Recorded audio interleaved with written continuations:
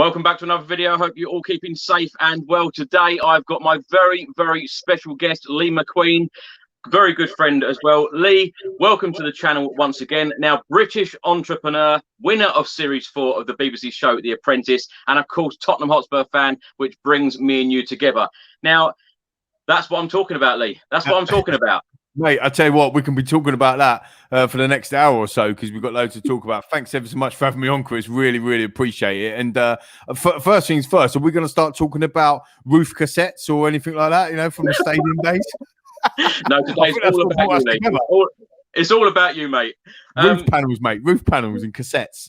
Lee, first of all, let's talk about The Apprentice because, you know, take us back. You won The Apprentice in 2008. 20,000 candidates. There were 16 candidates in the house living together. You know, take us back to that day. You know, how did you feel, you know, entering that house with 15 others, and, you know, take us through the process of The Apprentice? It was a really weird one, Chris, because, you know, I had a fantastic job. I worked for a big business process outsourcing firm in the recruitment division called Capita. I was there for about 6.5 years. I had a fantastic job. I could walk in the office and people were like, "Yeah, how you getting on, Mako?" And, you know, I ran a business that turned over 32 million. Was well paid. I was kind of rising, if you like, in terms of my career. And one day, one of my team, I had a team of 30 people working for me. One of my team put printed out an application form, stuck it on my desk with a post-it note on it, and it just said "fill me out." And I was like, "What's this?" And I pulled the post-it note off, and it was application form for The Apprentice. True story, this. And I was like, all right, why not? So I just filled out the application form, didn't think anything of it. My, you know, rubbish handwriting or whatever, just filled it out. Quite a lot of pages, if I'm not going to lie, and some decent questions. One of the questions being in there is, why should Sir Alan hire you? You know, them sorts of things. You know, if you watch The Apprentice, if you're a fan of The Apprentice, you'll kind of know what I mean. So I had to fill that out, and I just posted off, didn't think any of it. 2 weeks later, I get a message come back, like an email come back to say, "Yeah, we'd like to see you for an interview." 7 interviews later, panel interviews later, pre-records later, beat 20,000 candidates to get on. So, and again, funny story, it was my 30th birthday that year. Yeah, Lee doing his hair. Honestly, it's a big thing, to be fair. It takes a while. By the way, this is home haircutting. This has been home haircut now for a year due to so thanks, Matt Big, quality pushing out the love. It was my 30th birthday year, and I was lucky enough to go to Kenya for Kenyan safaris. My dream to ever do that for my 30th. And I was actually looking at seeking out the big 5. And my BlackBerry, you know, the old school BlackBerries, my BlackBerry rings, and it's The Apprentice going, "Oh, by the way, would you like to come on the show? You've made it to the top 16. I was like, this is bemiffing. Absolutely ridiculous. Absolutely ridiculous. So to go into the house for the first time was a little bit daunting, Chris, to be honest, because I'm not a graduate. And loads of people know that now anyway, because I built a business off the back of it. But I'm not a graduate. And I walked into this house and there was barristers in there, people that have got degrees, you know, first from university, and, you know, really clever people starting in their career. And I was, you know, I've been in industry, I've been in business for a while. And yeah, and like I said, I had a decent job, but, you know, I hadn't got the education. So it's a little bit daunting. And I always question myself. I know I might come across really confident, whatever, but I always question myself, am I good enough to be here? Should I be here? And then something in me just clicks and I just let it go, get on with who I am and what I do. And like you say, 15 or 12 weeks later, I end up winning the show, which was amazing. How intense was it though, Lee? Are you filming every day? Are you in the house? Are you socializing with the other candidates, or do you still keep in touch with some of them? Yeah, so all of the above. Every day, every minute we're filming. Everything is filmed. And, you know, I know you do a lot of videos and stuff, and loads of people are watching now do a lot of video. You know, I haven't been, I'm not that creative in terms of the video stuff, but actually being thrown into that situation where you've got to perform right now on the day, you've got to get it done, and being filmed doing that at the same time, it's tough. It's really, really difficult. And plus the fact you've got all these brilliant people around you that are putting pressure on you. You're thinking, oh my God, you know, he's my competition or she's my competition, how that's going to work. And, you know, it's quite tough. That once you've done a task, that you'll go back to the house, you do get a bit of socialization, but then they'll pull you into another room and say, right, we want to film you. Let's get your thoughts. You might be filming for an hour, You might do a task for 10 hours, get back to the house, and then they might pull you into a room and do an hour's interviewing with you, like we are now. But you're asking me questions. How do you think Chris performed today? How do you think Simon got on today? How do you think that Lisa was today? And then you've got to tell them how you're feeling during that moment. So it's a little bit like, I know.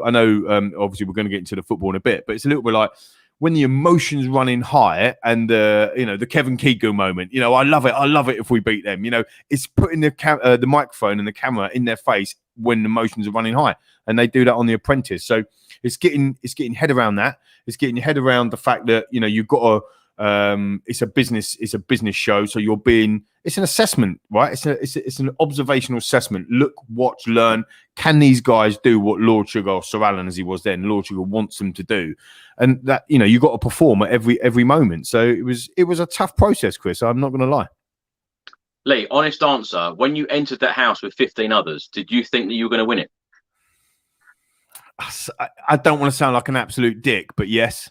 And I know that goes, I always, am I good enough to be here? Should I be here? I need to back that up and tell you a story, right? When the opening credits of The Apprentice, where you see all the 16 or what is now 20 candidates, and they look amazing now, don't they? They're all done up. They look absolutely, this is going back 10 years. It's slightly different production, but they walk along the bridge or whatever it was. We was on Suffolk Bridge and we walk along, it's da, da, da, da, da, da, da, and everyone's walking.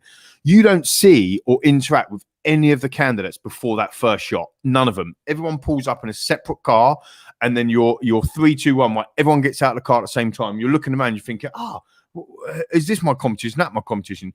So what you're doing is you're sizing up the competition on that first opening credit. And I picked out. This is a true story. I picked out 2 people in the crowd that I knew that I had to beat. One was Alex and one was Claire. Both of them got to the final, because it was a quadruple final, and obviously the final was between me and Claire, and I picked both of them out on the very first day. So I knew walking into that house, I had a very good chance. I knew I was going to get to the final. I knew it. Do you still keep in touch with the Carabao Cup? A bit like us in the Carabao Cup, right? We're going to get to the final, but I don't know if we're going to win it. Lee, do you keep in touch with any of them still? Yeah, very much so. So Alex has gone on to build a financial wealth management business of his own, which is very, very successful. He's a top guy, a lot younger than me, and he always reminds everybody of that. But he's a top guy. Claire, who I narrowly beat in the final. The thing is, Simon, all of these guys, Jennifer's, whatever. You can't go through that experience without sharing something. What's really weird is that, although I don't personally know all of the Apprentice candidates for all of the shows, I know all of the winners. And that's completely bizarre. I know because it's a very, it's an alumni that is very unique, isn't it? There's only 16 winners of the Apprentice in this country, and I'm one of them. So happy days. Fantastic. Now, Lee, you were on the losing side 3 times, winning 8 tasks, 2 as project manager, including the final. But you never ever faced Lord Sugar in the bottom 3. I didn't. That's perfect, isn't it? So people go into this, into the show, for example, with tactics, right? And it's a bit like, right, when I get into the boardroom, I'm going to absolutely beat each other up, backstab people, this, that, and the other. But my tactic was, well, let's not get taken into the bottom 3, because if I don't get taken into the bottom 3, I could never get fired. So the first chance I ever got to be fired was week 11 on the interviews. So final 3 in the boardroom, never. I think I'm the only candidate out of 16 seasons never only to do that. So that was decent. And that was built on relationships. It was built on about treating people the way that you want to be treated, building strong relationships, and telling people how it is. If you're not pulling your weight, then you're going to come into the boardroom. I mean, if I lose this task and you're not pulling your weight, you're coming in. Like simple as that. So it was that kind of I don't know. For those of you who see me on your channel before or listen and watch the podcast, Last One and Spurs podcast and that sort of stuff, you'll know, or The Apprentice, you'll know that I wear my heart on my sleeve. So I'm just who I am. So, I think if you've done something wrong, I'll tell you about it. And, if I've got a problem with you, I'll front it out. And that's what I was like in business. And I think that gained the respect of people. I'm a worker, Chris, so I work relentlessly hard. And I think that anybody that I've met that's successful works hard. Anybody that thinks they're going to be successful by just floating about and putting their feet up, it ain't going to happen. So, you know, it's a work ethic thing. So I went in there, so I'm going to work hard, I'm going to build relationships, and it worked for me. Lee, a story I'm going to tell you, and I don't think we've ever had this conversation, even though. What are you going to say? Right, about 5 or 6 years ago, you know, I've always been a huge fan of The Apprentice ever since you know the series one. It's ever since it started. 5 or 6 years ago, lots of friends and family said to me, "Apply for the show, get on there." I did. I applied, and I had about 3 telephone interviews. They then wanted to give me an interview, you know, face to face. And believe it or not, the interview was going to be on a Sunday, and it was going to be when Spurs were playing Arsenal at White Hart Lane. No way. And I tried my very best to say to the lady on the phone, you know, something very, very important's come up.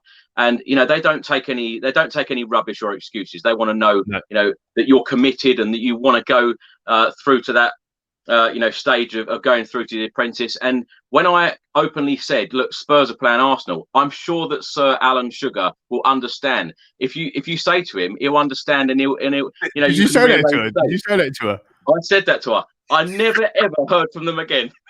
No way. And do you regret that? Is there an element of a regret there? I mean, Spurs, Arsenal. I don't regret it. I you know, as I said, I do love The Apprentice. I remember watching you. You know, I didn't know you then, but I remember watching you there. I thought you were fantastic. You know, clear winner. And you know, I love the show. I still watch it now avidly and love it. But no, I don't regret it. I don't regret it. I you know, Spurs won that game, so it was a fantastic game that I saw, and one that I wouldn't want to miss. 2-0 Spurs, and we kept a clean sheet. Back to them days.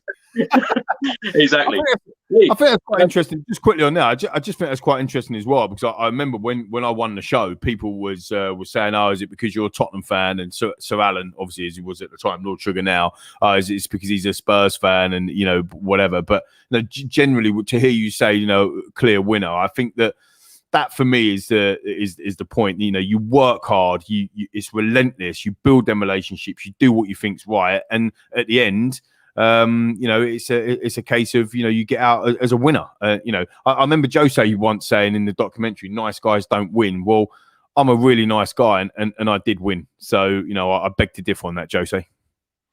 Lee, during that series that you won, the saying, "That's what I'm talking about." In all the time I've known you, I've never known you say this saying, but you do say about the crazy train a lot. You do love your saying. Where did this saying, "That's what I'm talking about," come from? I actually don't remember. I think it was a program. I think it was an American series that I was watching at some point, and I liked the phrase. One of the guys on this program where he was like, "That's what I'm talking about," and it was kind of, it meant that, you know, it was really good. It meant like, yeah, this is awesome, let's get it done. And I don't know, I just coined the phrase. It was weird how it kept coming out, and you know, it just stuck. Again, you say about the crazy train, or you know, the trophies are coming for your saying, but I do like sayings. Like I do think it's, you know, get involved was another one, or a hashtag get involved, and it's like, come on, what does it mean? It just means just come on, let's just have some fun. Like, I generally think, and I might be in the minority here, but I generally think that business shouldn't just be about being serious and it's all serious thing. You should have fun doing it as well. You know, you create jobs for people in the businesses that I've set up. You create businesses in the passion and the ideas that I've got, and you know, you've got to love them things. You know, it shouldn't be a chore. You know, and I'm very, very fortunate that I do. The 2 businesses that I run are, you know, set up from the passions that I have from within, and you know, it doesn't have to just be all about serious. You can have a laugh. Do you get what I mean? Like, so that's what I'm talking about, and getting people motivated and come on, let's go, let's get on the crazy train together. Let's come on, that's what I'm talking about. Let's go. That's where it kind of comes from. Do you get what I mean? Lee, I had to have you on this show this week because there has been so much negativity about Spurs the last week, and I need some positivity, and you are the man to deliver the positivity. You know, no doubt. Hopefully. You know, there's lots of Spurs questions coming in, so thank you to all of the viewers, you know, giving us all the Spurs questions. We will get on to talking about Spurs very, very quickly. Last question for you, Lee, non-Spurs related. Eddie Gomez writes on Instagram, what is the key to your success and what keeps you motivated? Brilliant question, Eddie. I think, you know, it's a combination of a few things. I think, first of all, it's just being consistent. You know, I think, you know, there's lots of Spurs questions coming in, so thank you to all of the viewers, you know, giving us all the Spurs questions. We will get on to talking about Spurs very, very quickly. Last question for you, Lee, non-Spurs related. Eddie Gomez writes on Instagram, what is the key to your success and what keeps you motivated? Brilliant question, Eddie. So two things. This, what keeps me motivated first is setting goals, and that sounds so basic, right? But it's setting milestones, setting little goals, having something to look forward to. Put something in the sand. I know at the moment none of us can travel, and it's really, we can't go on holiday and this, that, and the other. But put something in the sand. 6 months from now, 12 months from now, work to it. What do you need to do? So if you want to achieve something, if you put a stake in the ground, you can start to work towards that. But also work backwards from that. So if you want to buy a car, or you want to buy a house, you want to go to the property ladder, whatever it might be, big goals, or you want to go on holiday, or whatever it is, you want to find a new boyfriend or girlfriend, I don't know, whatever your goal might be, put a stake in the ground. So I'm going to do it by that point. Say it out loud. Talk to your friends about it. Talk to your family about it. You know what, Chris? I'm going to do this. Do you know what, Simon? I'm going to do this. And all of a sudden, it becomes real. And therefore, you've made a promise to yourself, or to the universe, or whatever you want to say. So keep yourself motivated. Every day you're getting up saying, "Have I done something towards my goal? Have I got another step forward towards my goal?" Building out an Instagram channel, or building out a YouTube channel, whatever it is. And so therefore, that motivation is key. You can't be motivated if you don't know where you're going. If you don't know where you're going, how can you be motivated to do anything? So decide where you're going, work hard, and achieve. Decide, work hard, achieve. Three or four words essentially, or three things that I abide by, for sure. In terms of, I can't remember what the first part of the question was now. Success, was it? In terms of the success. Yeah. I think it's down to that. Bite-sized chunks is really important. So them little milestones, them little goals from a motivational perspective. And look, let's be brutally honest. We're all most of us watching this now are Spurs fans, right? And it is very, very difficult to keep being motivated at Tottenham, especially when we're losing, when we're playing turgid football, and so on and so forth. So most of us, know how to keep ourselves motivated from just being a Spurs fan. But in terms of actual success, I think it's important that you have to understand what your deliverables are, and then you map it out and you go after it. I still think it's a work in progress. I learn every day. I want to be outside my comfort zone. You never learn inside your comfort zone. So if you're sitting there thinking, "Oh, I'm just going to be staying where I am," that's when you become stagnant. That's when you become stale. That's when you don't learn. That's where you become non-successful. The people that are successful that I've known, whether or not that's in sport, whether or not that's in business, family, whatever it might be, or even myself, is the people that push themselves outside the comfort zone. Can I go again? Can I train harder? Can I get better? Look at Harry Kane. Who would have thought Harry Kane could have got better from 3 years ago? But he's got better. He's a better player today than he was 3 years ago. Cristiano Ronaldo, Ibrahimovic, how's he still going at 39 years old? How are these players still going? Because they reinvent themselves. They go again. COVID-19 is a perfect example of businesses either reinventing themselves, pressing the reset button and saying, "Do you know what? We can go again. We need to do something different. We need to change." Step outside of our comfort zone. We did a deal back in 2016 with a company, a global financial services company in New York. Now, a lot of my team were saying to me, "We can't do this. This is in New York. We're based in London. There's no way." And I said, "Let's do it. Let's have a risk. Let's go for it and see what happens." We did it. And all of a sudden, then we got contracts in Austin. We got contracts in Miami. We got contracts in Singapore. We got contracts in Germany. Are you with me? So unless you step outside your comfort zone, you don't know what you can achieve. You've got to push the barriers. So that I think that's the secret of my success, and having good people around you. This ain't me. This is team. This is a team effort. Having great people. Absolutely, Lee. Now, today is Random Acts of Kindness Day. I'm going to be doing a giveaway now on this channel. Now, if you'd like the chance to win this signed shirt, please do head over to my Twitter and my Instagram, where you will find the details to win this signed shirt. But I do have lots of products, Nike and Tottenham related. We've got bags. We've got all sorts of stuff here. What else you got in there? What are you showing us? What else you got in there? You've got bags, you've got tops. We've got bags, we've got cones. Oh, cones, get some Spurs cones out there. Beautiful. We've got boxes, we've got this lovely Nike bag here. I love that. If you would like one of these prizes, just simply comment, "I want a prize." And the first 10 people who say, "I want a prize," are going to win the prizes. Simple as that. Random acts of kindness. I love that. Love that. Right, Lee, whilst people are writing that they want a prize, please tell us how on earth you got into supporting Tottenham Hotspur. Right, okay, so I'm showing my age now, but as you can see behind me here, which way is it? This side, there you go. My McQueen 40 shirt is behind me, so I have turned past the big 4-0, but it comes all the way back in 1987. I actually, nice. Roy Price, Kevin Murray, all winning prizes here, Chris. John Holt, get involved, people. Love it. Cynical Dad, perfect. Overbeck Studio, Bobby Singh. Got to have 10 there, innit, Chris? Joel Williams. Beautifully done. Well done. I think that's 8. Yep. That's good. Just keep them coming. Gary Paul Speed, get involved. Great picture, by the way, fella. It comes back in 1987 when I started supporting Tottenham, because we got to the cup final against Coventry City, and back in the day, and I know you're passionate about this because we just got out of the FA Cup, but FA Cup back then was, Saturday afternoon, 3:00 kickoff. Everybody sat around the TV, and you watched the FA Cup final. That's what you did. Didn't matter who was in it. You watched it. And I actually grew up in northwest London, right behind where QPR train. So my mate's house, my best mate Stefan, his house backed onto where QPR trained. So naturally, we used to hang over the back of the fence and watch QPR train. So we were kind of like QPR fans, really, 8, 9 years old.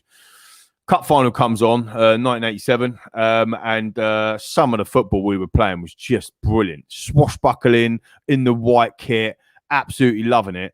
And I fell in love with Tottenham. And, at the end of that game, I started crying. I'm not going to lie. I started crying when we lost that football match 3-2, and that was it. I was Tottenham. I was done. I couldn't say no to them. They've been making me cry ever since, to be fair. But nonetheless, that's how I become a Tottenham fan, mate. Lee, it was a 1991 one for me. Really? And luckily that we won that one, and I can't believe that's what really got me into supporting Spurs, that 1991 one, and that is the reason probably that I go on about trophies so much, because that was the last FA Cup that we won. Can you believe that? I know that some of our opposing fan base will probably watch this and whatever and take the mick, and fair play, a bit of banter, whatever, but no, I can't believe it. You actually go through. We've done the Last Word on Spurs podcast the other day. You can follow me actually on Twitter at Lee McQueen. Shameless plug there, Chris, or Instagram Lee.McQueen. But we done the show together, didn't we, last week? And we talked about the players and the effort and the manager and this, that, and other. You go back through history and look at some of the players that have played for our wonderful football club, and yet we still haven't lifted a trophy, or still haven't lifted the FA Cup since 1991. I mean, it's just absolutely ridiculous. I mean, we're talking about Lord Sugar, or Sir Alan, as a lot of us know him. He steered through very, very choppy waters for 10 years running our football club. He steered our football club through very, very choppy waters. But under his stewardship, we had the likes of Teddy Sheringham, Jurgen Klinsmann, Darren Anderton, Nicky Barmby. I mean, these players were playing under his stewardship, under the managers, 5 up front. Remember them days? Well, we couldn't, 2-0 down or 2-0 down at Southampton and winning 6-3, Ronnie Rosenthal hat-tricks. Yet we still couldn't win trophy. Are you with me? And you just look at this, and then you go back at Luka Modric, Ballon d'Or winner, Gareth Bale the first time around, Jermaine Defoe, absolute outstanding striker, Robbie Keane, Dimitar Berbatov for won everything in the game after he left Tottenham. This is unbelievable to think that this isn't just a board issue, or this just isn't a manager issue. This is an innate club issue. We've had amazing players under Harry Redknapp. We had Peter Crouch, Jermaine Defoe, Moussa Dembele, who arguably is one of the best midfielders ever, alongside Luka Modric. I mean, can you imagine that now? Imagine how mouthwatering that would be with Ndombele, with a bit of Harry Kane sprinkled in there. I mean, I cannot believe that we haven't won the FA Cup since 91 and only won one trophy in the last 13 years. It is beyond belief. But what I would say from a motivational piece, and then again, thank you, Bobby. Well done, Lee. Everyone needs motivating in today's climate. I really appreciate that. Spurs director of football. Cheers, Jacob. I'll take that on, fella. I don't think I'll get in. But what I would say about all of that, Thank you very much indeed, Mr. Chowdhury. Thank you so much. Sounds like a very, very intelligent man. I'm not sure about that one either. You're getting the love, Lee. You're getting the love. I'm feeling the love. That's good. Look, what I would say on the whole Spurs thing, and we've said this so many times, is it's very, very fine margins. Think about the times, the 7 FA Cup semi-finals that we've lost on the bounce. Yeah, what are the fine margins there? Have we gone out and been really passive, and have we gone out and been useless, or has it been silly mistakes? I remember a Vorm situation being a silly mistake, and then him getting criticised that we should never have played Vorm in the first place in an FA Cup semi-final, etc., etc. And it just feels like sometimes, Chris, I don't know what you think, that Tottenham as an entity, as a football club, no matter who's in charge or who's the owner or who the players are, still keep making the same mistakes.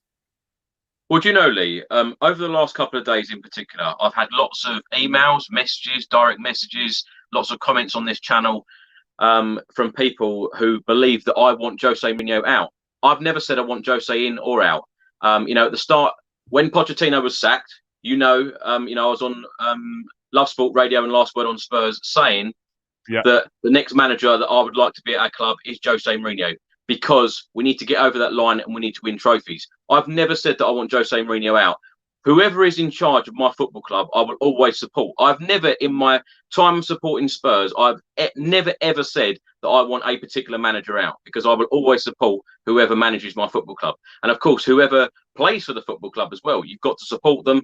And, I'm always willing them on, going to the games, all over the place, and, always willing the team on. But, the lack of trophies, like we've said, like we say, Lee, every week on the Last Word on Spurs podcast, that, 13 years without a trophy. And, my favourite lines of, you're not a European trophy since 84, and, not winning the league since 61, and an FA Cup since 91.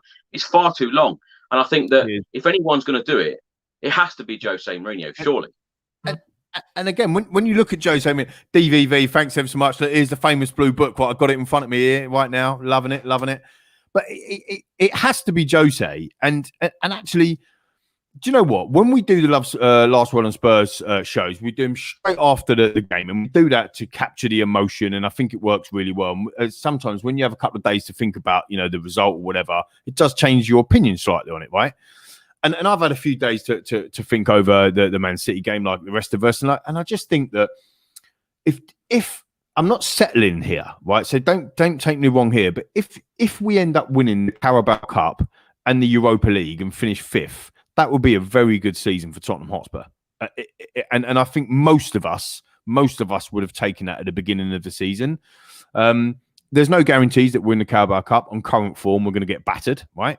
And there's no guarantees that we're going to get through to the Europa League latter stages, let alone win it. But there is an opportunity or some optimism in me that says, look, for the first 12, 15 games of this season, 12 games of this season, we were brilliant. We were top of the league and we were playing some decent football. And now we've gone for a massive bad patch, like huge, like Crazy Train. Someone said earlier, Crazy Train's being derailed. I think it was Simon Cohen. It might be being derailed, but the whole point of the Crazy Train was that this is what the season was going to be. It was going to be ups, it was going to be downs, it was almost like the roller coaster.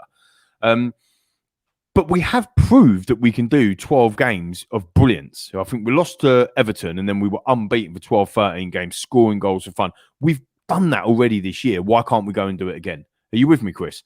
So, in the league, we've got 15 games left to play.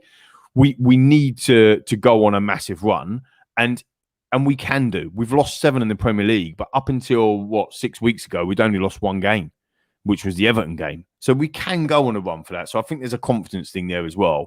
I think winning a cup would help and would really stable ship. And I also think time. If you look at every other successful club, when Pep Guardiola coming to Manchester City, I think it was the same season that we finished second. They finished like 8 or 9 points behind Tottenham that year. And he's got the biggest checkbook in the world and he can do whatever he wants and he's the best manager in the world, yet it still took him some time to rebuild and to get his team. When he was ruthless, Joe Hart was their number one and he just got rid of him. He got another goalkeeper, didn't fancy him, then got another goalkeeper. I think he spent 50 million quid on fullbacks at the time, one of them being Carl Walker, 150 million, sorry, one of them being Carl Walker from us. So I think the point I'm making, you look at Jurgen Klopp. I mean, Liverpool were very close to winning the title under Brendan Rodgers, what with the Gerrard slip and blah, blah, blah. And then, they lost it by a few points. But look at the rebuild that actually happened at Liverpool thereafter. So that's why I think that, that it is a collective. It's not just a manager. It's not just a board. It's not just players. It's a collective. But what Jurgen Klopp's done there, it took him 3 years to rebuild. Then he got to a Champions League final. Then he won it the next year, obviously against us, classic Tottenham. And then he absolutely obliterated the league. Now they're going through as bad a patch as what we're going through. Are you with me, Chris? So I think that Jose hasn't had enough time. That doesn't appease us yet, the fans at the moment, because and it was summed up brilliantly by Jamie Carragher on Monday Night Football this week. But I also must say it was summed up brilliantly by us on the pod last night on Spurs, because we said the same thing previous to that, which was at the end of the day, the football has been turgid. But we can stomach that when we're winning and we're top of the league. But you can't stomach that when we're losing and we're on the back foot to a Fulham side that are in the bottom three, or to a Burnley side or West Bromwich Albion side that are like second from bottom and can't buy a win. And that's the bit. And I think the Everton game taught me, like I said after the Everton game on the pod, that taught me that we can go front foot, but there's still massive amounts of silly mistakes in this football team. And who do you blame for that, Chris? Do you blame the coaching staff? Do you blame the players? Do you blame the board? Does everybody? I think in this day and age, everybody wants to blame somebody. But I think practically, if you're looking at it from an practical perspective, it's everything. It's everybody's fault, and therefore it's a fine margin. If we win 5-4 and don't lose 5-4 and win the next round of the cup, everyone's happy. No one's giving a monkeys about the defending that we're doing because we're in the next round of the cup. If for example, Bergwijn scores that goal and don't hit the post, Bobby doesn't hit a 90th minute winner, which would have been an equaliser if he scores, all of a sudden we're top of the league and the confidence through the roof again because we've just beaten Liverpool. It's fine margins. And I think that a lot of the time it's because people are getting fed up with the football when we're not winning. When we're winning, you're kind of still going, well, it's a bit poor, but I'll put up with it. But when you're playing poor football and losing, it's an utter disaster. And the balance needs to change. Lee, there are so many interesting points that I'd like to come back there on. For sure. Of course, you mentioned about some of the fans blaming the players, the board, the manager. Stelios writes here about the problem with the recruitment. For someone who works in recruitment like yourself, what do you think about Tottenham's recruitment over the last 20 years or so? Because if you go back to the summer, even us on the Last Word on Spurs podcast, a lot of us, most Spurs fans, were extremely happy with the recruitment, the business that Jose Mourinho, Daniel Levy did in the summer. Jose, of course, I know he's probably got to say that he's happy with the squad. But when Tottenham has sat top of the league for 5 weeks during this season, what has gone wrong? Because for me, when you look back at the season, after that Liverpool defeat at Anfield 2-1, that for me is where it all went wrong. But what do you think has gone wrong? I think that two things have gone wrong this season in terms of the football. Firstly, it was the West Ham game for me when we were 3-0 up and we drew 3-3. And again, fine margins. If Gareth Bale hits the back of the net, we win that football match. And it changes the complete trajectory of the season. He didn't score. He put it wide. And they equalised. It become a 3-3, and then we parked the buses. Right, that was clear as day for me. The Liverpool, and we started getting some results and hitting some clean sheets off the back of it and whatever. When we play Liverpool for the first time, we're both top of the league. I mean, we're top, they're second. All joint goal difference and all that sort of stuff. It was a big clash, and people at the time, and I referenced Jamie and Gary again from Monday Night Football because they're brilliant at what they do. They talked about Tottenham potentially being in the title hunt because we were there. You can't not say that because we were top of the league. Yeah. And it's a fine margin that makes us not top of the league at that period. We fell off a cliff. And then it's easy for everybody to start talking about something else. Stelios, for one, I respect everybody's opinion, but it feels like Stelios is always shouting. When I see him on social media, it always seems like he's shouting at me or saying exclamation mark, but you're ignoring the truth. But actually, I'm not ignoring the truth. I'm trying to look at it objectively to say these are it's a series of events that cause a disaster. It's not just one thing. It's not just Daniel Levy, or it's not just the board, or it's not just the manager. I mean, how many managers do you want to go through before we start realising it's a wider picture, which I suppose where Stelios is coming from? And actually, your question about the recruitment, I was very, very happy from a recruitment perspective in the summer. I think, you know, if we could have got a centre back over the line, which was Skriniar, very, very heavily linked with him. Through, I'm not a transfer man, but Jamie from Daily Hotspur and you boys, you know, you love a transfer better than I do. But I think if we'd have got Skriniar in, I think that would have been Jose's choice. It feels like to me that Jose. Well, firstly, Jose has not changed 1 inch from anything that he's done in the past. He hasn't changed. You know, the pulling out star players, public criticism, making his point known. This is his method. You know, somebody asked me earlier, what's the key to my success from a business perspective? Well, the key to Jose's success is doing that. Getting people to buy into his methods, to do it his way, and that's where he wins trophies. And no one can argue because he's won so many. But he's done that same thing. And I think from the recruitment side, he wanted... I mean, Højbjerg's been outstanding. You know, I think that's a brilliant piece of business. I think he wanted Doherty, and I think at the time we was all really happy. Hindsight's wonderful. Hindsight's a wonderful thing. You could go and buy Kylian Mbappe tomorrow. He could break his leg, and then everyone says, oh, what a waste of money. But he wasn't a waste of money when you bought him, right? Because he's like one of the world's best players. So Doherty's having a difficult moment, a difficult season. I think Reguilon's been missed because he was very good down that left-hand side, and he's been injured.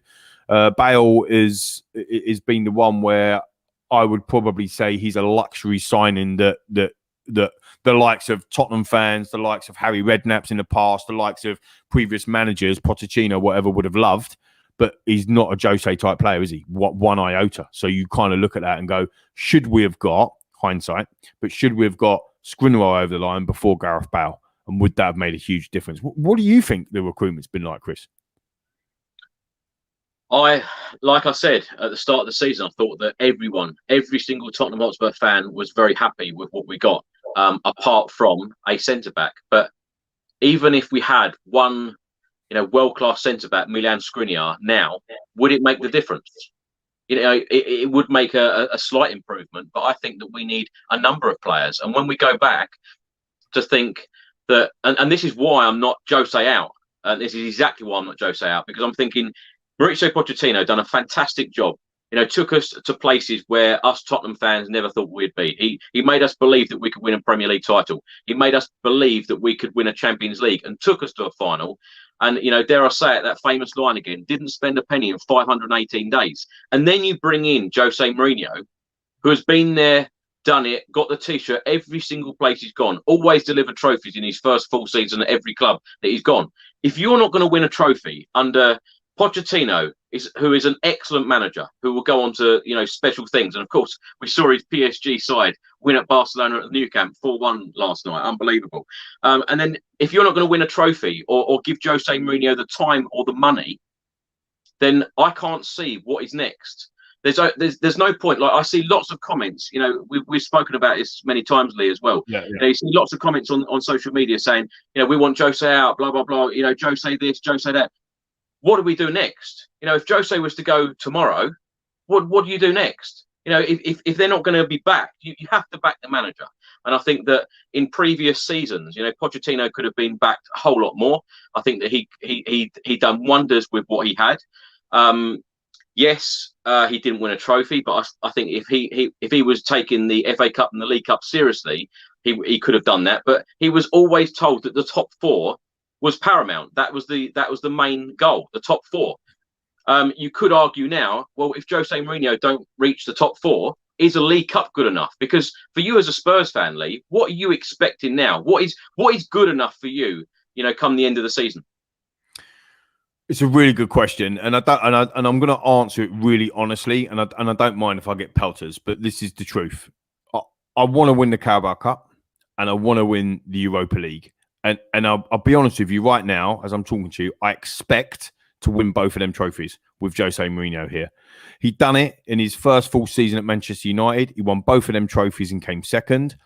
I don't think we'll come second in the league, but I expect a trophy to come through the door still. Trophies are still coming, Chris, to coin your phrase, they are. Because Jose will be sitting there saying, "What are you panicking for?" Okay, so we had a go in against Everton, and you know, it a proper cup tie. Could have gone either way. It was a 50-50 game before the game, and it was a 50-50 game after the game. Pretty much could have gone either way. And yes, we're disappointed to go out of the cup, but we're still in 2 cup competitions that he really fancies. One's already banked to final, as he coined his phrase, stick it in the back pocket, and the other one is Europa League that we obviously start kicking off from tomorrow again. And we've got a good chance and a good opportunity. I think we play better when we're playing games coming thick and fast. Tottenham, in general, I think we play better when we're playing Wednesday, Saturday, or Thursday, Sunday. Like, it's a repetitive go again, go again. I think we've missed the Europa League to get us fit enough to handle the Premier League game. Does that make a little bit of sense? So, for example, you leave out of Vinicius or you leave out of Bale in Premier League games, but then when you need them, they ain't got enough fitness to play. Are you with me? So I think that there's a couple of things with that. So my expectations and what I'd be happy with is them 2 trophies. I'd be very happy with Europa League win and finishing the top 5 because it means that we get Champions League football and we end the trophy drought and we end the European trophy drought. Jose Mourinho won't be the first club that he comes to and not win the trophy. It won't be. He won't let it happen. It won't happen. You've got to start believing, Tottenham fans everywhere, you've got to start believing that Jose Mourinho is an interim appointment. I said this when he was appointed. His interim appointment. He's going to be there for a maximum of 3 years. This is not 4, 5, 6 years. Pochettino was with us for 5.5 years. It felt like an Arsene Wenger or Sir Alex Ferguson tenure. They've gone. They are not going to... Klopp is on the edge. We've heard rumours this week and next week. Klopp's just won everything in the game and he's on the edge. You know, he's only been there for 5 years, whatever. So long tenures, especially with Jose, they don't exist. So he coming to the Chelsea. They hadn't won the title for 50 years, and he won the title with them. Italian giants Inter Milan had never in their history won the treble. He won the treble with Inter Milan, right? So for 18 years, they hadn't won a Copa del Rey. 18 years, Real Madrid. 18 years. And he won the Copa del Rey. He ain't coming to Tottenham. And he was the first manager after Sir Alex Ferguson to win a double trophy or whatever it might be in his first season at Manchester United. He comes, he wins. That's what he does. And he will win a trophy again. I know everyone's, we're in a bad moment. It only takes one brilliant game, one game of brilliance against, maybe West Ham or, Arsenal or whatever to turn our season back around again. And I think we can do it. There's my optimistic side of me. But what I would say, and to a lot of the questions coming in, Stelios and everyone else coming back in again, is that is papering over the cracks, right? In terms of what our long-term vision is for the club. What the board have done to our club off the field has been absolutely ridiculously outstanding. What they've done on the field has been a bit lame. But when you look at all of the signings the board have sanctioned since they've been in for 20 years, is it? Some of the players that we've bought, and I rolled them off earlier, there's some mega talent in there. And sometimes if you were the chairman at that period of time, Chris, I'll answer you and the watchers, the viewers, and all of the fans. If you was a chairman and said, "Here's Luka Modric, is Hugo Lloris, here's Jermaine Defoe, here's Berbatov, here's Van der Vaart, here's Bale," and the list goes on. And here's Ledley King, one of the best defenders the Premier League's ever had. Are you with me? Here's Moussa Dembele, who's absolutely one of the best midfielders we've ever seen. If the list goes on, surely the board should be asking a question back to the managers and everyone else. Why aren't you lot performing trophies for me? I'm giving you some stuff. So I think is a balanced view needs to be there. It's not the board's fault. It's not the manager's fault. It's not the players' fault. It's everybody's fault. But there's bits of it. It's not a blame thing. It's what can we do to fix it? So instead of blaming, let's have a look at what we can fix. And I think in the short term, we need to go back to really, really horrible stuff I'm going to say, because it's back to basics. And I'm going to say, stop shipping goals and play a team that we're comfortable, play a formation and tactics that we're comfortable with in the players that we've got. Get back some confidence into the team. Once we've got some confidence back in, we can start trying some other things and different things and get back to winning ways again. And I don't think it's that far off. And then in the summer, take a look at the situation as to the players that are coming in. But if you've backed Jose Mourinho, you can't, in my opinion, you can't sack the geezer after less than 18 months in charge. You haven't given him a chance yet. He's got us to a cup final. Lee, give him a chance to win the damn thing. If this form continues, though, do the board make a decision? Well, the rumors are out there that they are making decisions. They are having conversations. I try to put myself in, and thank goodness I'm not Daniel Levy in the board for, quite frankly. Although someone said earlier, director of football, I don't know, it'll be very good. But I think when you look at being in their seat, and I think you might have said this actually on previous shows that we've done together, last one on Spurs, but I think that they won't make a decision until one of their key goals is not achievable. So, for example, we get kicked out of the Carabao Cup and we're out of the Europa League and we're 9th in the league and we don't look like we're going to get top 4. I think that's when you look at making a change. But what I would say, afternoon Phil P, but what I would say is there a longer term plan? And I think that's the point with Poch and the project. And people used to say, I sang a song about it. I won't sing it today, but I sang a song about the project, right? But with the project, everybody knew what the No, exactly. Everybody knew what the vision was. Everybody knew where we were going. We were building up to the stadium. We were building up to, getting into Champions League. When Poch came in, after the debacle, which was Tim Sherwood, we just needed a change and freshen it up. And he assessed the squad, started refreshing it, got rid of loads of different players. Loads of people who weren't good enough. Started bringing people in, and still made some horrific transfers, or the board did, whoever's making the decisions. But nevertheless, we started building through that. We got to semi-finals, we got to a cup final. Obviously challenging the Leicester season, challenged in the Chelsea season. Got to a cup. All of them good things happen. But we got to the top 4. We became a top 4 club, and we took it for granted.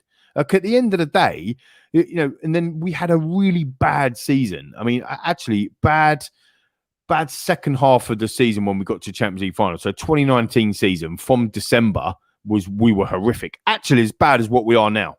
I think we were something like 14 points clear in 3rd place of anyone else.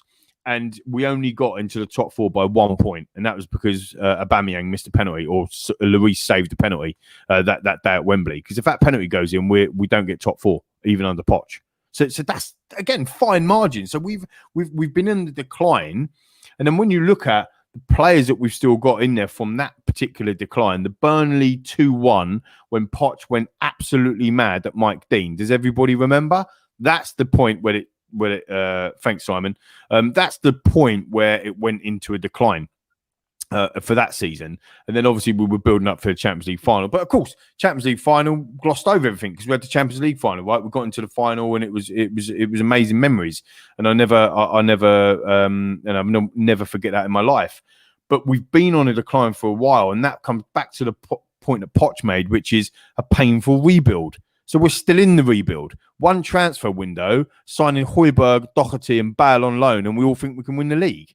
I mean, give your heads a wobble, right? Do you see what I mean? So all of a sudden, it's like it either has to be we're going to win the league or we're going to get relegated. There's nowhere in between. So let's sack everyone.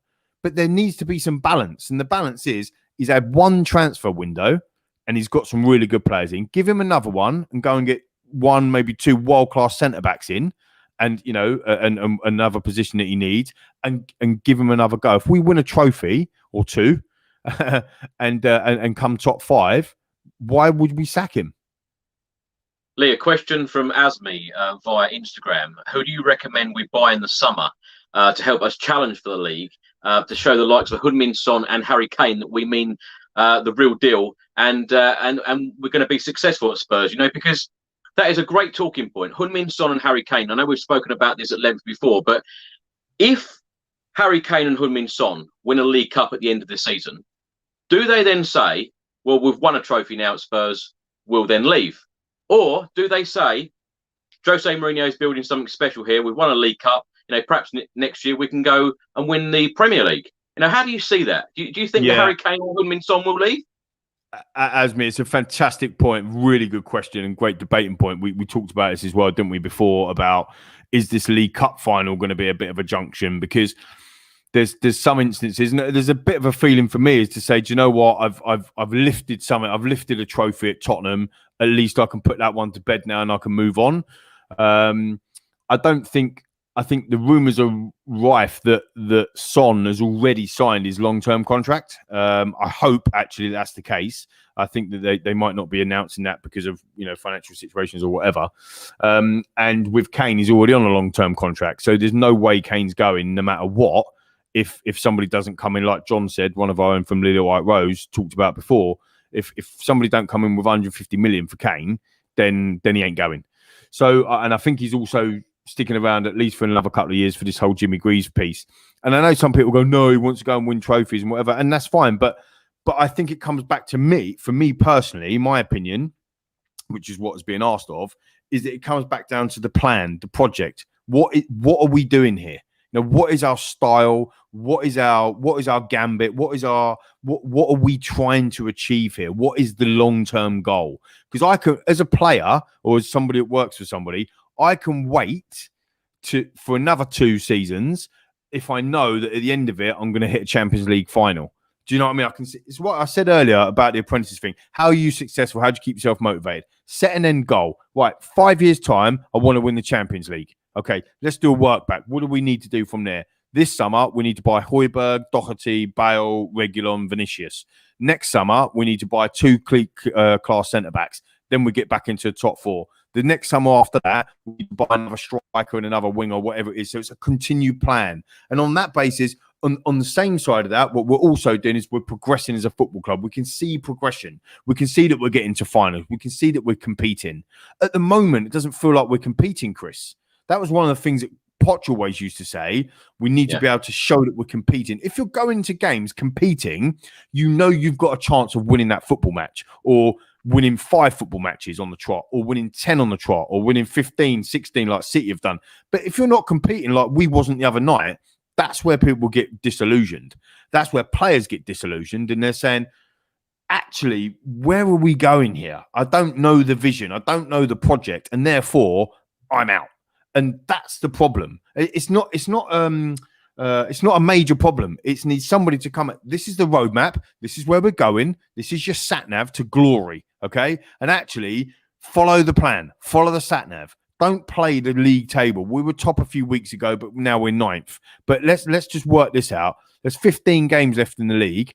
Have we got the ability to win 10 of them games? Yes or no? Have we got the ability? Well, yeah, because we've done it already. So that's 30 points that we could win from now until the end of the season. That puts us at least on 66 points. 9 out of the last 25 seasons, 66 points get you in the top 4, for example. So we can still get top 4, regardless of what's going on. Do you understand my thought process there? So I think it's a vision of laying it out and saying, guys, team, this is where we are. This is what we've got. This is where we're going. And I'm absolutely adamant that Daniel Levy, the board, Jose Mourinho would have done that. And therefore, internally, they shouldn't be panicking, because stuff goes wrong in football. But what I would say to caveat all of that is business and football are very, very different. And actually, 2 weeks, 3 weeks, a month in football is a very, very long time. And, anything can happen. So I don't know. What do you think? What do you think, Chris? Do you think we can turn a season around?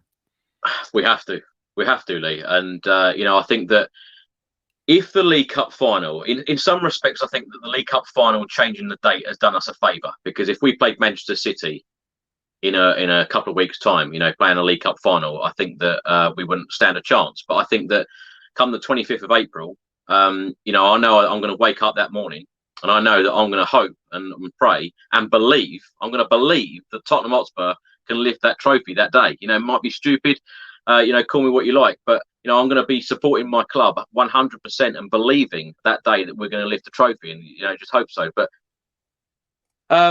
Lee, lots of comments in the last couple of days, in particular, saying very similar things to what Tot 943 is saying here about Tottenham. Shopping in the likes of Poundland and Aldi rather than Harrods. Not spending enough money. What do you feel about that? because to have a very balanced debate about this as well. You could look at someone like Davinson Sanchez. You go out and spend £42 million on a central defender, and then for that Manchester City goal, he's laying down on the floor. And he seems to be getting slated lately. What is the right way of recruitment for Tottenham? Because Pochettino always gave you for a good go, but you could argue again that in the Wolfsburg game in the Europa League tomorrow, Jose Mourinho's took a whole handful of youngsters out there. Will they get game time tomorrow? For me, this is a very simple one for me, and it is about the culture and the environment. It's about the attitude, the behaviours, the way people fit into that philosophy of a football club or a business. And I built Phoenix 51, my software platform, on that basis, and this is the reason why I get passionate about it and why I go into it. If you're looking to play a certain way of football, a certain style, a certain tactical way of playing football, you need them players to be able to do that. Now, Davinson Sanchez is a perfect example of Jose came in, and the first thing he said to him in the documentary, that he said, "Oh, you was responsible for us winning against Ajax in the Europa League," because he played for Ajax at the time. Now, you've got a world-class manager who's coming in, who's won 26 trophies, and the first thing he says to you as a centre-back is basically, "You're not very good." That's going to be difficult to do. So Jose does that as working as a reaction. But in terms of the Lidl versus Aldi versus Harrods and whatever, I think that's a little bit unfair, because Tunga and Dembele was 65 million, right? Giovanni Lo Celso was like 40 odd million. This is not cheap money. We spent 30 million on Sessegnon, who doesn't even play for us. He's out on loan. So I think that you can definitely throw a load of dross at me. So let's not have that debate. Again, I think it's a balance. Well, we picked up Eric Dyer for 3 million. So people give Eric Dyer saying he's not good enough because 3 million. So, there's your Audi shop. No offense, Eric Dyer, but you get what I mean? It's like, they're a bargain.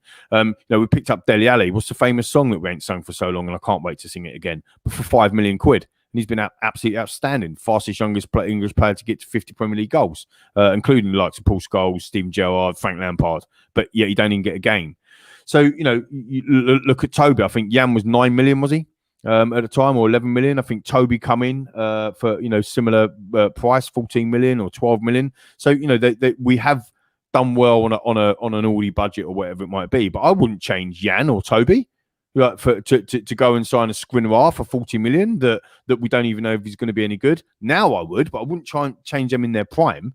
Do you understand what I'm saying? So I think it's a little bit unfair, but I also think there is a point to that as well. Is that we cannot afford to go and do the same things as the clubs that we're competing against. And as Jason, one of our own last one on Spurs and good friend of both of ours as well, he always says, at the end of the day, if you look back through history, who are the teams that win the league and who are the teams that win the cups? And it isn't that different. You throw in a Birmingham City in there when they beat the Gooners. You throw in a Leicester City, to be fair, and they're brilliant now anyway, but they, when they won the league versus us, and you throw in a couple of teams on the outside chance of winning a cup. But primarily, it's the people that spend the most money because they have the most revenue, and we haven't had the most revenue, so we can't spend the money. So now what we've done is we've built a stadium, £1.2 billion stadium, loads of roof cassettes on there, Chris, loads. We've built a fantastic stadium, and then the board get criticised for building a stadium. But what they're trying to do is they're trying to drive the revenue through. We were by far the most profitable football club on match day when COVID hadn't hit. So who apart from Bill Gates, and if you haven't looked it up, look it up on YouTube because he predicted COVID. But apart from Bill Gates, who saw COVID coming? No one. So you can't put that at the board, can you? They've built everything to go and drive. By this point, we would have had revenues coming in from that stadium that was just literally sinking money back into the club. People say I don't want NFL at my football club. Are you mad? NFL, like it or lump it, like it or loathe it, sorry, the reality of the situation is we've got a state-of-the-art stadium that NFL are loving. By this point, do you think Amazon would have sponsored our stadium by now? Probably. you know, with that massive American market. I work with businesses in my companies all over the world. Lumen Technologies is one of my clients. They sponsor one of the NFL stadiums and sponsor one of the NFL teams. It's massive business. We would have got, but all of that has been, I was going to say taken away, but let's pause. Let's change my view. All of that has been paused because of COVID. So it's not doom and gloom. We will get different shirt sponsors or whatever. We will get another stadium sponsor. We will get the revenues coming back into the stadium. It's just had to be paused like the whole world has been for the last 12 months. When you look at it, a grand scheme of things, it comes back to the 5-year plan, which none of us see or none of us have got. What do we want to achieve in the next 5 years? How am I going to keep Harry Kane, Heung-min Son, and everyone else at this football club? How am I going to keep the fans happy if I don't lay out a plan? This is the next 5 years. This is where we're going to be. This is what we're going to do. When Greg Dyke was a chairman of the FA, he came out and said, by 2022, we're going to win the World Cup. And everyone laughed in his face. What are you on about? England winning the World Cup? Yeah. Well, 2018, we got to the semi-final. So all of a sudden, you're like, oh, well, actually, if we build on that semi-final, we could get to the final in 2022. Now it becomes a reality. Do you understand where I'm coming from? So people asking me about the motivation. This is where it comes from, the mentality of a mindset. Go and blame everyone if you want, or actually start thinking about actually what can we achieve. We know what we can't achieve, but what can we achieve? Let's look forward to achieving what we can achieve. And if we win a Carabao Cup and we get into a Europa League final in Gdansk, on the Gdansk floor, when we'll be lining up on that Gdansk floor and dancing our little butts off, that'll be a fantastic season. And you know, if we finish 6th or 7th in the league and we're 1 point behind 4th, it's only 1 point. But it doesn't matter because we've got in the Champions League through the Europa League anyway. I love your positivity, Lee. I tell you, I think I should talk to you a lot more. Now, the comment on the screen now. We need 3 centre-backs. We need a right-back. We need a left-back. We need 2 midfielders and a centre-forward. Jose is not the problem. Now, where do you see the problem? Because if Tottenham need to sign new players, you know, realistically, what will we do this summer? I think it's such a difficult question. Like I don't know who the comments from because it just says also more at $399, right? But breaking news, by the way, Jason McGovern has just joined. Has the crazy train derailed? No, it has not derailed, Jason. It has not derailed. It is exactly going to plan. That's why it's crazy in the first place. In terms of the transfers, I'm not the best person to ask, but I think the reason why it's such a hard question is because of finances. You know, the finances itself are so difficult to map out because of the COVID situation. We don't even know at the moment when fans can go back in the stadium. We don't even know, you know, if we're going to be even out of a lockdown. So how can you actually go and forward plan how much money you're going to have in the club over the next 3, 4, 5 years when actually we don't even know? Thanks, Emma. Wonderful debate, Emma says. How can you plan forward when you don't even know? I felt that personally in my own business. I'm sure everybody has. You know, I had 90% of my revenue fall off a cliff in my recruitment company that I run back a year ago. So in March, 90%. Now go and stomach that. You know, at the end of the day, that's difficult. Now you put that into the football club terms, all of a sudden they've got all this revenue change and this, that, and the other. Look, I see, you know, 8th richest club in the world and this, that, and the other. And other people are still doing this. Thank you, David. Good debate, you saying. But, you know, other clubs and whatever are doing this. But, you know, we've got to look after the, you know, the football club's long-term future as well. So from a transfer perspective, I do think that we'll go and sign a couple of players. The key player that we need to sign is a centre-back. 100% we need to sign a centre-back. Lee, a question here. Stop buying players from lower league teams and expect to win the Premier League. Yeah, but Shepherd, not being funny, would you have said that when Dele Alli was scoring his 50th Premier League goal in less than like 130 appearances? You just wouldn't have said that. You'd have said, you know, we sang a song about him to mess with the Gooners' heads about, you know, he's only 5 mil and he's better than Ozil. You know, you can't have 60,000 people singing that as a song and then go, oh, actually, we don't buy players from the lower leagues. But I think, you know, I bet you'd have liked to sign Ollie Watkins, wouldn't you, in the summer? He come from the lower league. I bet you'd have liked to sign, you know, some of the other players. You know, Callum Wilson. I bet people was, oh, let's get Callum Wilson in. The reality of the situation is you've got to get a balance. Mason Greenwood hasn't come from lower leagues, but he's come through the academy. He's just signed a new contract to Manchester United. He's been given a chance. Harry Kane been given a chance. If we'd have stuck with Adebayor, where would we have been? Harry Kane's just is now the outright second highest goal scorer in Tottenham Hotspur's history. But if we'd have stuck with Adebayor, for example, who could have cost loads of money because he was like, a special. What did he go? At the time, it was a lot of money. 25 million from Arsenal, was it, to Manchester City? So exactly, John Holt, perfect. Robertson was from Hull and he won the English Premier League and he also won the Champions League. So again, I'm not saying that you're wrong, Shepherd, for saying that. What I'm saying is there's a balance, and everybody's got an opinion, which is why we love the game and why we do what we do. But you've got to have a balanced opinion. You've got to be able to say, yeah, do you know what? Fair enough. Actually, yeah, you're right. You know what? Yeah, that could be that. Not just hammering it home. This is the reason, because it's not. It's not the reason. There's not one reason, Chris. There's 5, 6, 7 reasons, and that might be players, might be board, might be manager, but it's 5, 6, 7 reasons as why a disaster happens. It doesn't just happen on one thing. Lee, of course, Tottenham haven't been in great form of late. We've got 2 games coming up. One tomorrow against Wolfsberger in the Europa League, which a lot of us fans believe that Tottenham can go on to win. Even me at the start of the season, I've booked my flight to Poland. That's why I know we're dancing on defence. I'm there, mate. Don't worry about that. And then, of course, back in Premier League action on Sunday, West Ham United away. It's expected that Tottenham are going to get a good result tomorrow night. I know we've took a lot of the younger players as well, but their whole squad value is 18 million euros. They haven't even got an international player. It's one of their biggest games of their history.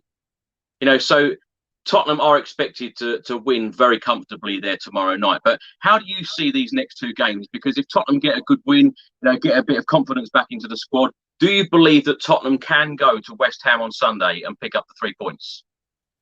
Yeah, so Ed Marin just quickly makes a really good point. Maddison, Dele, Vardy, plenty of Todd Cantwell as well. All lower league talent, all brilliant. All we'd have Maddison and Vardy all day long at our football club. So I think that's a good point now. And Phil P makes the same point as well.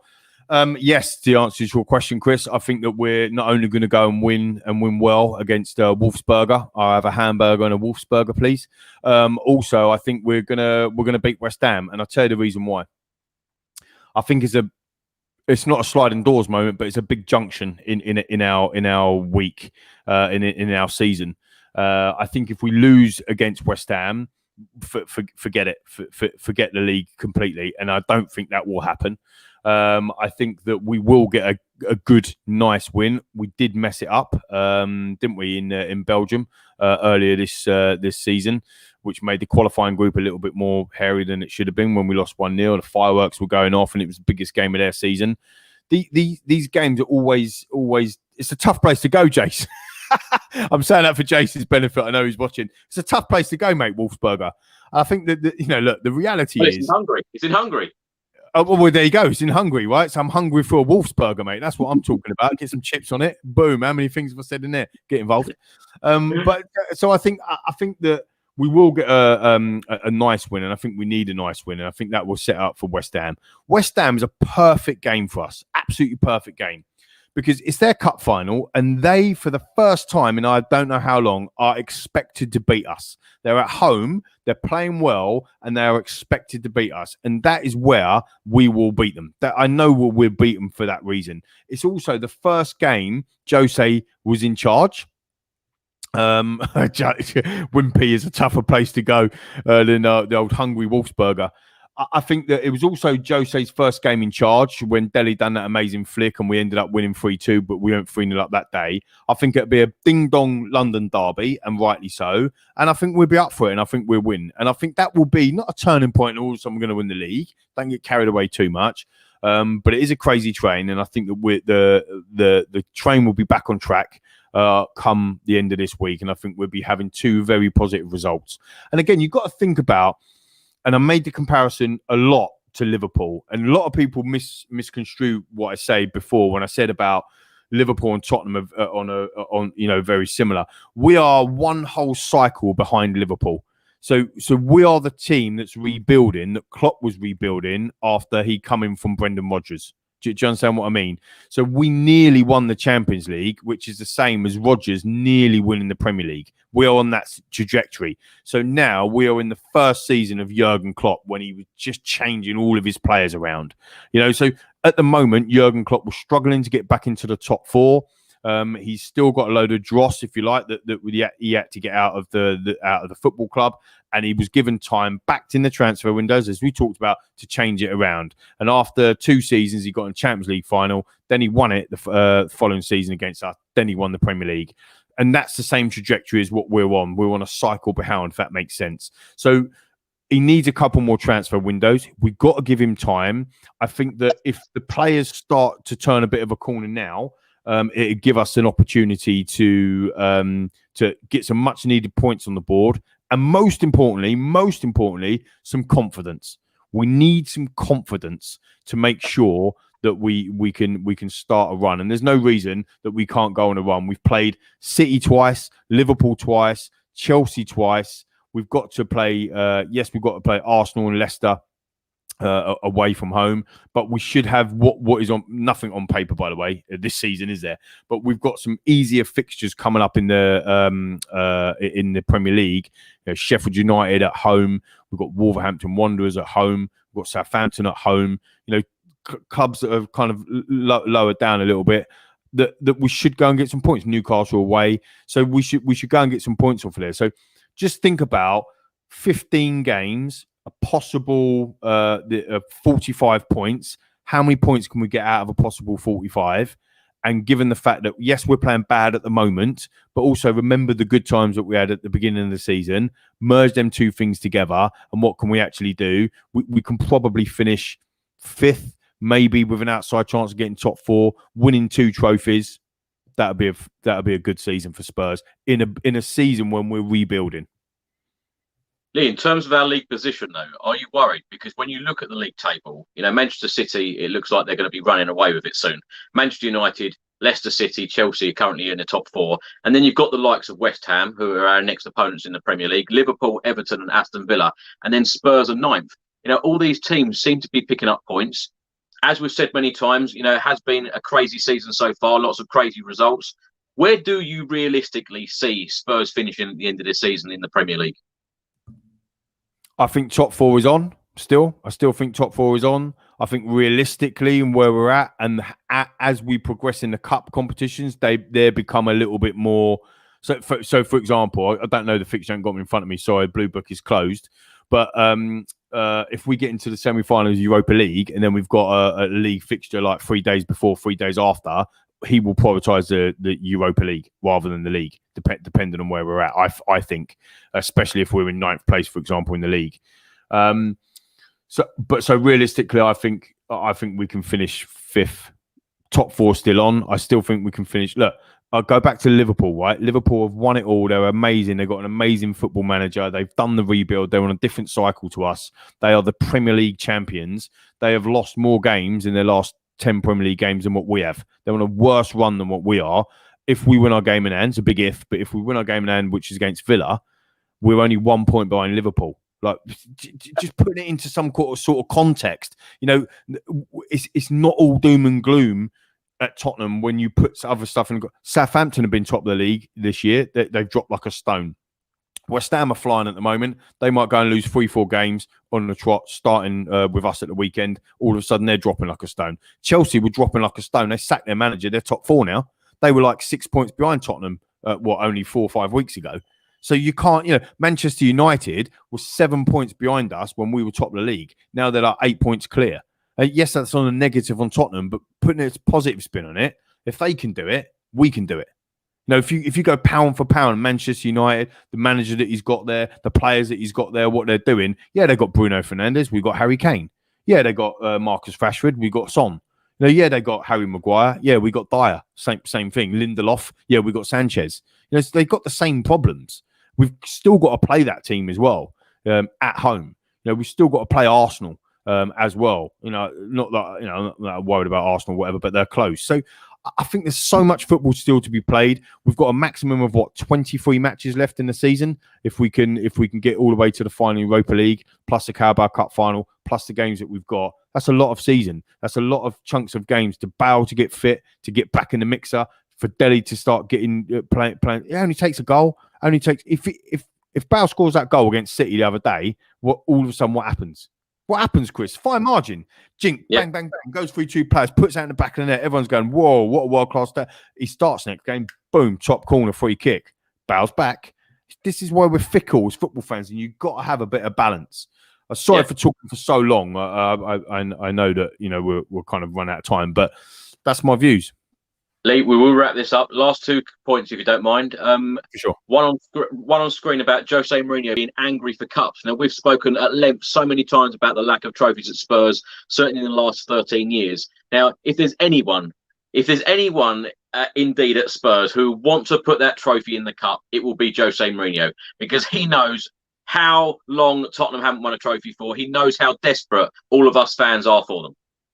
Look, I will sum that up as short as I can be on that is this. I will ask every person watching this now and every Spurs fan out there, if there was one man that you would want in charge of your football club for the Carabao Cup final, who would it be? And it would be Jose Mourinho all day long, and we've got him. So back him. I don't care if he parks 58 buses and we win it 1-0, we win the cup. You know, and as Ant pointed out last World on Spurs not too long ago, last show actually, good session that we had. When we go into these cup finals against Chelsea, the last time we won a football match, we won a cup, sorry. Last time we won a cup, it went to extra time and it was a rebound from Peter Cech's face that actually got from his fist that went into Woodgate's face to score. It's not as if we're going and blowing these teams away in the past in cup finals, like 5-0 and 8-0. It doesn't happen. How many league titles have we won in our history? Like since 1882, how many league titles have we won? You know, we ain't won one for 60 years and we get that stick beaten off all the time, but it's a process. You have to go through pain, and we are going through a lot of it. Don't get me wrong, for a long time, I get it. But we have to go through pain in order to be successful. Failure equals success. End of story. Simple as that, full stop. You have to fail to be successful. And at the moment, we're failing a lot in certain things, whether it's football matches or whether it's league over seasons and seasons and seasons. But in the end, I believe it will come right. Maybe the time is not right for Tottenham right now. But to get a cup, to nick a cup when we've got players that get slated, like everybody, like you guys, the fans, whatever, slating to win a cup, that's a massive achievement, isn't it? You can't have it both ways. You can't say that we're absolutely rubbish and ludicrous and winning 50 new players and then win a trophy and go, yeah, but, you know, we're still... You can't have it both ways, can you? If you win a trophy, it's an amazing achievement, isn't it? To win a trophy with this dross. Or it's not that good achievement because it's only Carabao Cup. Well, hang on a minute. They're not that dross then, are they? Lee, last question for you. We started the chat talking about The Apprentice. Now, true Spurs fan writes here, do you talk to Claude about Spurs and his thoughts? Now, Alan Sugar, while you worked for him, and of course, Claude Littner, who used to be chief executive at Spurs, did you ever have Tottenham Hotspur chats with them? I speak to Claude now and again, to be fair. I did speak to Lord Sugar a couple of times about Spurs. The thing is I saw Lord Sugar, Sir Alan as I knew him, probably every day for the first 9 months of my career when I won The Apprentice for the first 9 months. It's a myth that you're put in a broom cupboard somewhere and never see him. I saw him every day and I spoke to him every day. And, you know, we set up a business together and, you know, that is true. But you don't, you might have the odd bit of banter about Spurs here and chat there and whatever, but you don't stand around the water cooler talking to Lord Sugar for half an hour about what the game happened last week, right? That don't happen. In terms of Claude is a top guy. I know he's relentless on the interview and on The Apprentice, but he's a lovely guy, top man. One of the guys actually that I did talk about, which I won't say, unfortunately for the viewers, I won't say on air, but I spoke to the finance director. He used to be the finance director at Spurs quite a lot about some of the transfers and some of the stuff that went on, and you'll be absolutely astonished how transfers go on behind the scenes and how much money people have to pay for their families and their brothers and sisters with their wives and boyfriends, girlfriends, second-rate cousins that are coming over, and to get a transfer across the line for this player to play for a football club. Absolutely incredible stories. But that'll be over a beer when we're next allowed to see each other, Chris. Lee, I'll tell you what, if we had a beer over our chats, we'd be absolutely paralytic drunk. We'd talk about Spurs. Totally. Yeah, unbelievable. I could talk to you all night. You've had so much love. I've got all these comments scrolling down, and I'm clicking on the ones that are appearing on screen. But you have had so much love during this chat. So, Lee, That's can't amazing. thank you enough. No, And I just quickly interrupting you. Sorry, Chris, to interrupt you, but just quickly say, look, I can't see all that love, but you know, if you want to give me some of that love, it's at Lee McQueen on Twitter or Lee.McQueen on Instagram, right? And you know, all I can say is I'm just being true to who I am and what I believe. I'm not saying I'm right. I'm not saying that anyone else is wrong. I've absolutely loved it. Unfortunately, I have to go, but I've absolutely loved it, and I'll be delighted to do it again with you, buddy. You know that. Lee, thank you very much. Thanks for all of your questions. Really, really appreciate it. I'll see you on the next video. Until then, come on, you Spurs.